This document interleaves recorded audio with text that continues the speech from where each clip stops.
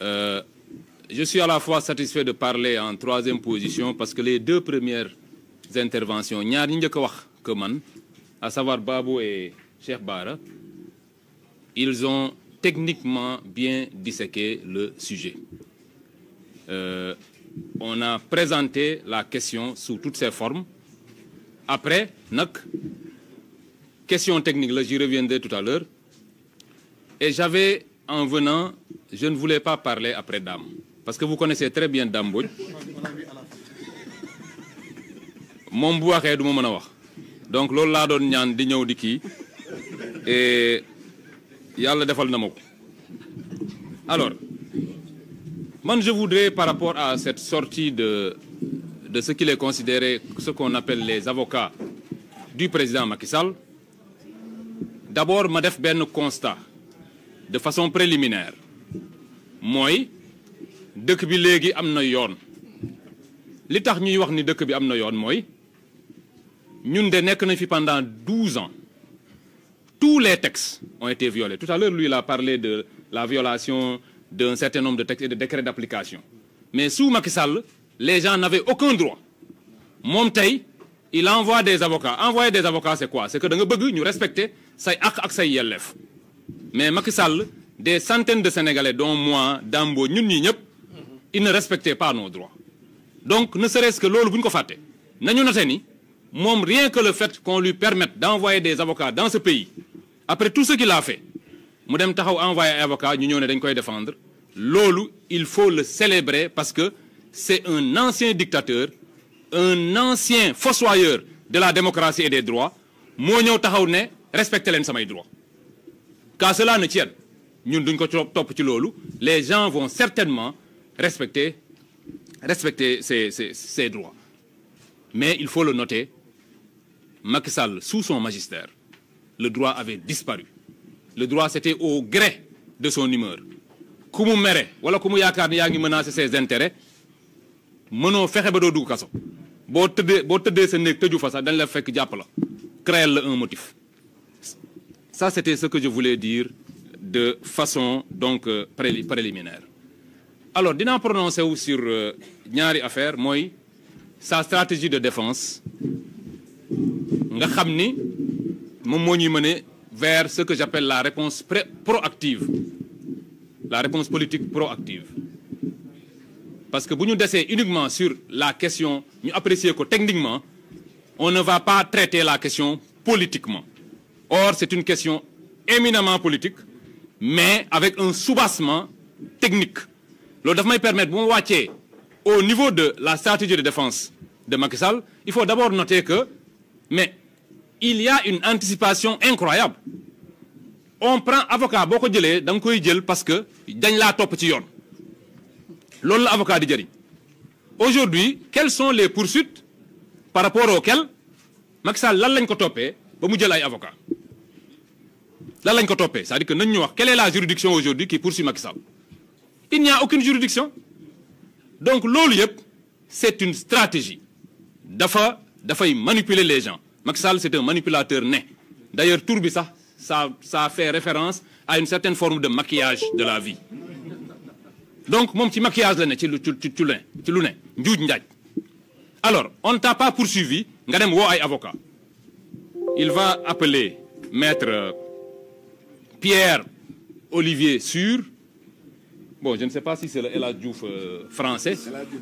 Mais en tout cas, on l'a bien écouté, maître Sur. On l'a bien écouté. Vous savez, gis nga tubaab yi ñoom ba léegi dañoo jàpp ni nit ñu ñuul ni ñoom ñoo ñu gën a muus daal. Man, c'est ce que j'ai compris quand j'écoute maître Sur parler de cette affaire. Maître Sur, pour vous dire, il est venu de France uniquement pour défendre benn. Sa stratégie de défense, c'est de dire que dette cachée amul. Parce que rapport yi koy firnde gisuñu leen. Il est venu de France juste pour dire ça. Et dans sa communication, foofu laay waxee ndax xanaa daf ñoo xeeb. Je pense qu'il doit, je vais le dire en français. Maître Sur, aujourd'hui au Sénégal, nous comprenons mieux votre langue que vous et nous comprenons mieux le droit que vous. la période coloniale où il y avait quelques Sénégalais qui avaient fait droit est dépassée. Aujourd'hui, on peut vous concurrencer, c'est-à-dire que des Sénégalais parlent mieux votre langue que vous-même. Et en droit, nous avons des références quand même au niveau du Sénégal. Alors, l'une des contradictions de Maître Sûr, c'est Mouni Mom Gisul rapport. Il a parlé du rapport de l'IGF, il a parlé du rapport de la Cour des comptes, et il a enfin parlé du rapport du cabinet Mazars. Mais là où il nous prend, pour parler un peu comme les enfants, il nous prend pour des oiseaux, c'est de dire que, il semble que des gens ont refusé de signer. Comment est-il capable, lui, de savoir qu'il y a eu des gens qui ont refusé de signer? Et c'est ça qu'il dit qu'il n'a pas. Il parle à qui? C'est pas parce qu'il prend l'avion qu'il vient en Afrique qu'il peut tout se permettre. Il parle même de procès stalinien. C'est une grande contradiction, c'est une insulte pour ce peuple. Nous n'avons pas fait de procès. Macky Sall, il n'y a aucune affaire contre lui. C'est à la limite des incidents diplomatiques. C'est-à-dire, dans un pays, on n'a pas encore engagé de poursuite, tu te mets à critiquer les gens, à parler de procès stalinien. Comme si nous étions en train de violer les droits. La question, comme l'a dit tout à l'heure Babo, est une question technique. Ce n'est pas un avocat qu'il fallait aller chercher. C'est des spécialistes de droit budgétaire. C'est des financiers qu'il faut chercher à ce stade pour s'expliquer. Avocat. On n'est pas dans un combat. L'avocat, c'est pour te défendre dans le cadre d'une instance. Et je ne pense pas que Olivier Sûr ait des références sérieuses en matière de finances publiques. Pour le moment, on n'en est pas encore là. Donc, aller chercher un avocat pour ça, je ne pense pas qu'on en ait besoin. Et je l'ai dit aujourd'hui, la dette cachée, Macky Sall ak ñoñam, à savoir ñom Aïssata Tall Sall qui le défendent, mënuñoo wax dans ce pays ba nit ñi japp ni dette cachée amul.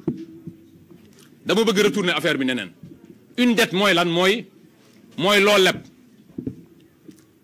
Le gouvernement du Sénégal, attaché à la transparence, dès qu'ils sont arrivés, le président et le premier ministre ont dit nous allons gouverner dans la transparence et la vérité. On va dire la vérité aux Sénégalais. Vous pensez que nous allons aller inventer, parce que la dette cachée, c'est une déclaration pour nous. C'est de dire qu'il y a 4 850 milliards qui sont quelque part, qui sont une dette. Mais quand on le déclare, ça veut dire qu'on va le payer. Est-ce que nous disons, bon, vraiment, bon, légui, mandal, damay xex Macky, au point que n'a créé dette cachée de 4 000 milliards, ma war ko fay uniquement pour avoir Macky Sall. Macky Sall, nous l'aurons même sans viser. Jarul ñuy def ben affaire. C'est moi nit ñi nga xam dañuy taxaw sa kanam, tu tires sans viser et tu l'atteins. Soxlawul ñuy dem créer ji 4 milliards de dettes. Bo xamné dañ koy fay. Et je vous dis que c'est tellement grave que non seulement, en fait, une dette correspond toujours à, c'est une forme de financement. Qui ne peut dette, ça veut dire que donc, c'est extrêmement grave. Et j'ai entendu tout à l'heure quelqu'un dire, ñom Macky Sall, li ñu def ci dëkk bi, grave no grave wo xamné légui ñun ñoo ngi fay chaque mois, disons au titre de l'amortissement et du service de la dette, 16 milliards. Mais 16 milliards yoy ñu wara fay. Ñi ko def ngeen yaakaar ni waruñu leen woon a topp bu yàgg man wax naa ko depuis l'année dernière Dame j'ai dit que gis nga nit boo jàkkaarloog moom damay jël toujours cette métaphore qui fait appel à la lutte bu ngeen jàkkaarloo lu mu la ragal bu xaaree 1 minute ñëwoo au bout de 5 minutes boo ñëwul mu commencé la ñeme c'est sûr Macky Sall moom bu ñu songoo dañ koy daan mais nañ ko teel a daan balaa moo guddi ay arbitre dit arrêté match bi ñu naan match nul ak yooyu. Donc ce que je voulais dire c'est que ñoom li nga xam ne jël nañ ko ci dëkk bi li nga xam ne def nañ ko on a dit tout à l'heure ils devaient raser les murs. Non, ils ne rasent pas les murs, on les rase. Parce que ñun ñii quand je dis raser on te rase kaso moom balaa nga faa dugg yow mosoo dugg de ah. D'accord bon balaa nga faa dugg dañ lay wat mais il faut les raser dëkk bi ku def loolu dañ la war a wat nga dem tu vas en répondre loolu noonu la dëkk di doxee. Macky Sall li mu def nii te lii nii lu ndaw la par rapport ak li nga xam ne moom lañ ko war a mën a reprocher yépp mooy li may wax la réponse politique proactive dañu leen a seetaan ba ñoom je vous ai dit il y a quelques semaines commencé nañ jàpp confiance tout à fait au départ nous n'entendions pas parler le président de la République l'ancien président de la République et ses acolytes ses suppôts de l'APR mais tey jii wax nañoo wax a wax ba commencé sax wax ni ñoom dañuy porter plainte ça veut dire quoi ça veut dire que la stratégie pour ñoom c'est il faut juste faire diversion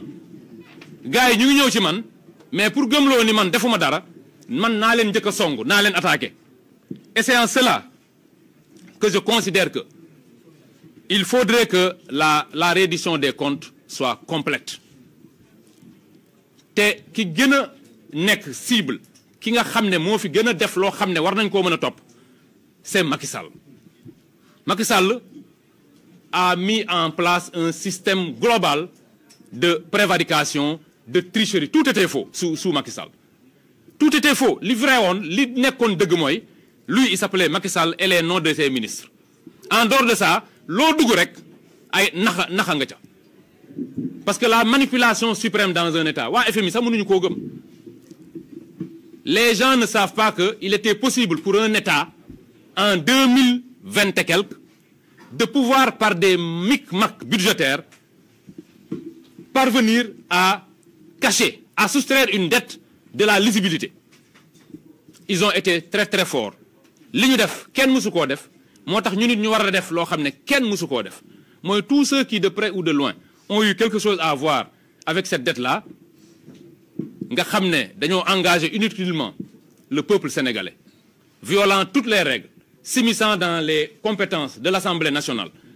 ñooñu dañ leen a war a wër et on doit les sanctionner aujourd'hui Macky Sall il anticipe sur ces questions-là xam na ni les vraies questions pour moi li ñu war a toppee Macky Sall ce n'est même pas ça les vraies questions c'est l'ensemble des personnes qui entre 2021 et 2024 ont subi soit un emprisonnement sans cause soit une torture sans cause soit un assassinat parce que ñi ñu fi rey bëri nañ et tout cela ça retournera sur Macky Sall te bu delloo ci Macky Sall et c'est par là que je vais clôturer bu delloo ci Macky Sall ça retournera sur son parti le parti APR ne peut pas survivre à ce qui va arriver dans quelque temps mënta nekk parce que dans l'histoire du Sénégal jamais aucun parti ne s'est permis cela ils se sont permis des choses ils ont été à la place de l'État organisant une justice parallèle mooy lan fii état rek moo am droit wu rey nit sous certaines conditions ñoom jël nañ ay nervi yu rey nit fii état rek moo am droit jàpp la indi la il y a parmi les pastefiens am na ñoo xam ne du police moo leen jàpp c'est l'APR qui c'est comme si man ma jël la sécurité actuelle d'Ousmane Sonko et je me mets à arrêter des Sénégalais c'est ce que faisait l'APR loolu tax na bu ñu demee nii tout cela ne passera pas ces anticipations ces constructions intellectuelles ces convocations de petits sorciers blancs sans